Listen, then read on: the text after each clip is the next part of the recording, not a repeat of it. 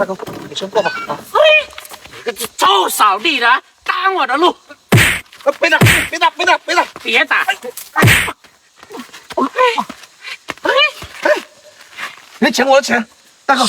什么你的钱？明明是我的钱啊，还你的钱？大哥，别抢我钱，这个是我老婆的救命钱来的。救命钱？怎么回事？这个臭扫地的在这里挡大马路！把我的钱还给我！这是你的钱啊！这是我老婆的救命钱，把那钱还给我！大兄，把我的钱还给我！快点！屏幕前的家人们，像这种该不该打？大家支持我的做法吗？支持我的做法。这边无论有什么，大家的帮哗啦哗啦。我相信大家遇到类似的事情也会出手相助的。他居然欺负一个环卫工人，还拿了他给老婆自备的钱。